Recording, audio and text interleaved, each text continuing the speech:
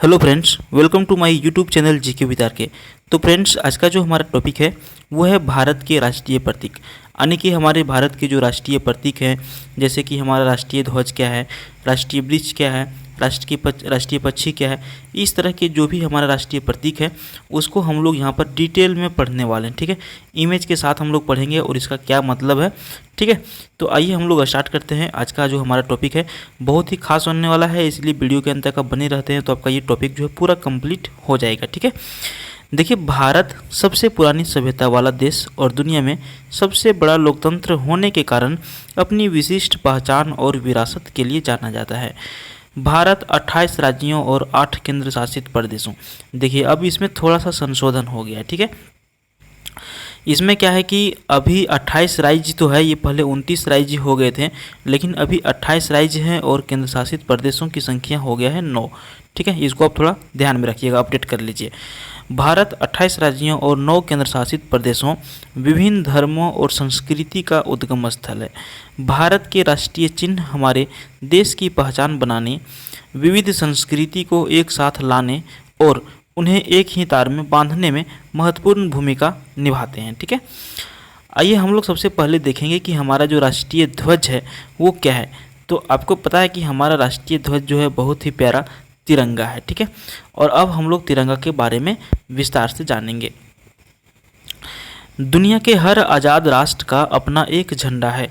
राष्ट्रीय ध्वज एक स्वतंत्र देश का प्रतीक है और 22 जुलाई सन 1947 को आयोजित संविधान सभा की बैठक के दौरान भारत का राष्ट्रीय ध्वज अपने वर्तमान स्वरूप में अपनाया गया। कब? ये 22 जुलाई 1947 ईस्वी को। राष्ट्रीय ध्वज के शीर्ष पर गहरा केसरिया रंग है। तिरंगे के मध्यम में सफ़ेद और उसके नीचे की पट्टी का गहरा हरा रंग है। ध्वज की चौड़ाई और लंबाई का अनुपात यहाँ पर 2:3 है, यानी कि 2:3। जैसे मान के चलिए कि 2 फीट अगर यदि चौड़ाई है तो 3 फीट इसकी लंबाई है। ठीक है, इसका अनुपात कितना है? 2:3 है। ध्वज की सफ़ेद पट्टी के बीच में एक चक्र बना है और इस चक्र की धारियाँ नीले रंग की हैं। आइए हम लोग देख लेते हैं एक नज़र। इसका अनुपात सबसे पहले क्या है कि ये जो है ये आपका 2 है और ये जो है अनुपात ये 3 है। बीच में गहरे हरे रंग के नीले रंग की निशान है और जिसको कहा जाता है अशोक चक्र। ठीक है, आइए आगे हम लोग जान लेते हैं कि ये जो 3 कलर हमारे तिरंगे में है इसका क्या अर्थ है। तो सबसे ऊपर में हमारा रंग है केसरिया। केसरिया प्रतीक है शक्ति और साहस का। दूसरा रंग है सफ़ेद रंग। सफ़ेद रंग प्रतीक है धर्म चक्र के साथ शांति और शक्ति का। तीसरा रंग हमारा है हरा रंग और हरा रंग प्रतीक है हमारा शुभ, विकास और उर्वरता का। तो ये तीनों रंग मिल करके हमारा तिरंगा को बनाया गया है। राष्ट्रीय ध्वज में पहिया सम्राट अशोक द्वारा बनाए गए सारनाथ सिंह स्तंभ से लिया गया है। ठीक है, चलिए अब हमारा दूसरा पॉइंट आता है राष्ट्रीय पक्षी के बारे में। तो देखिए, हमारा भारत का जो राष्ट्रीय पक्षी है ये हमारा मोर है। ठीक है, देखिए भारतीय मोर, जिसको वैज्ञानिक नाम के तौर पर कहा जाता है पावो क्रिस्टेटस, भारत का राष्ट्रीय पक्षी है।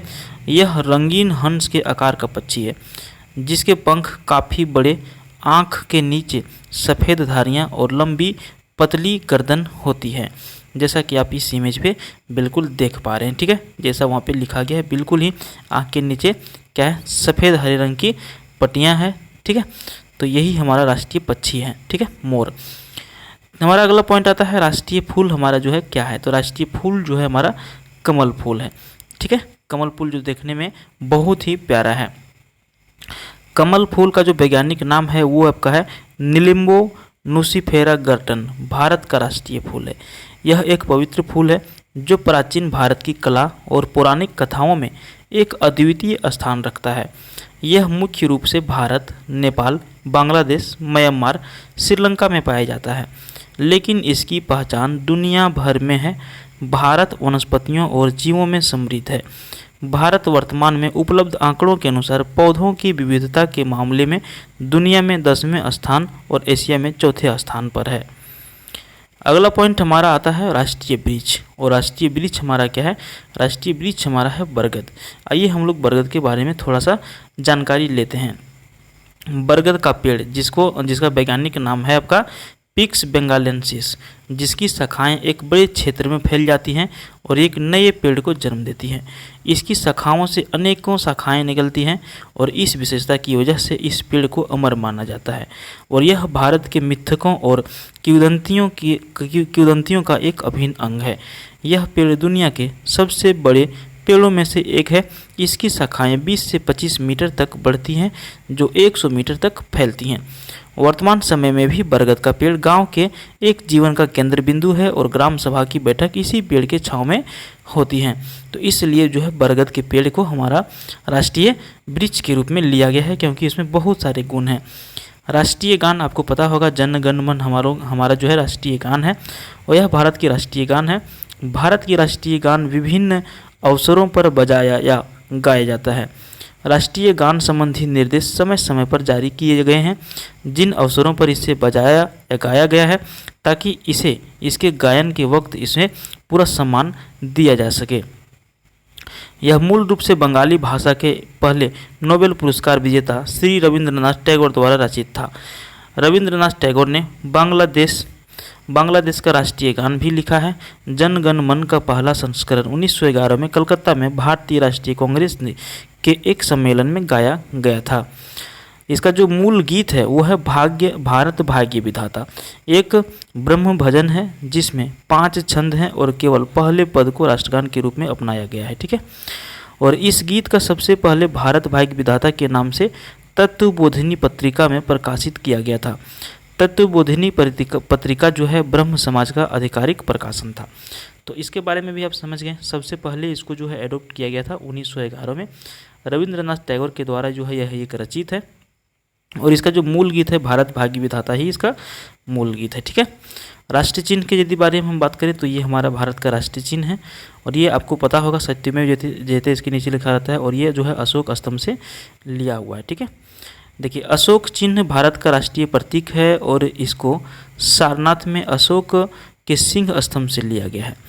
मूल रूप इसमें 4 शेर हैं जो चारों दिशाओं की ओर मुख किए खड़े हुए हैं। इनके नीचे एक गोल आधार है जिस पर एक हाथी के एक दौड़ता हुआ घोड़ा, एक सांड और एक सिंह बने हैं।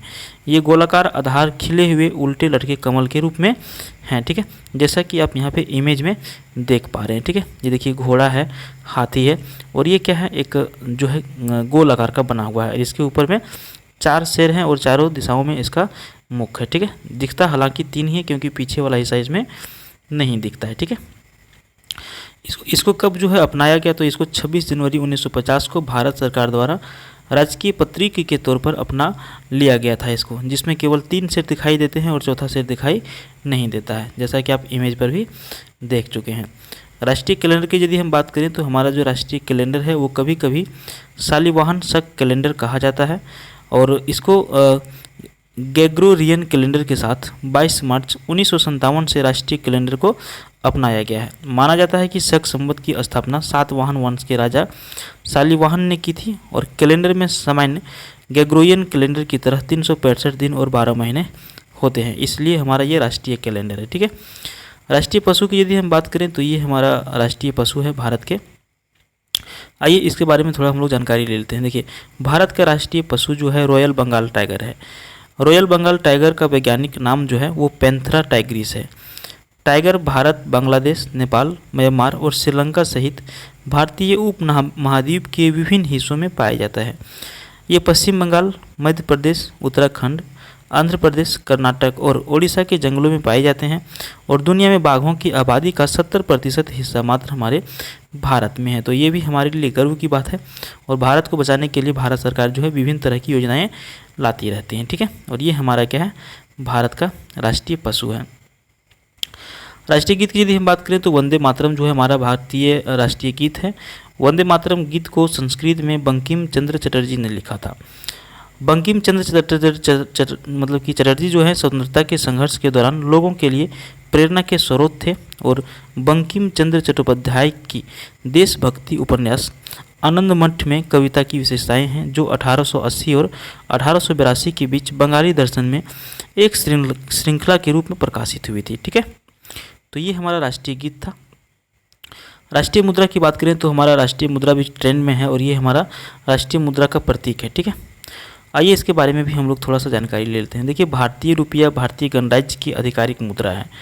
प्रतीक देवनागरी रा और रोमन कैपिटल आर का एक मिश्रण है, जिसमें दो समानांतर क्षैतिज पट्टियां हैं जो राष्ट्रीय ध्वज का प्रतिनिधित्व करते हुए शीर्ष पर चल रही हैं, जो कि हस्ताक्षर के बराबर है। भारतीय रुपया चिन्ह को भारत सरकार ने 15 जुलाई 2010 को अपनाया था। भारतीय प्रौद्योगिकी संस्थान बॉम्बे से डिजाइन में स्नातकोत्तर कर चुके उदय कुमार ने ये जो है प्रतीक को डिजाइन किया है। ठीक है, तो इस वीडियो में हम लोगों ने जो है कुछ इंपॉर्टेंट जो हमारे राष्ट्रीय प्रतीक है उसके बारे में जाना। उम्मीद करते हैं वीडियो पसंद आया होगा। अधिक वीडियो देखने के लिए हमारे चैनल को आप सब्सक्राइब कर सकते हैं। Thank you.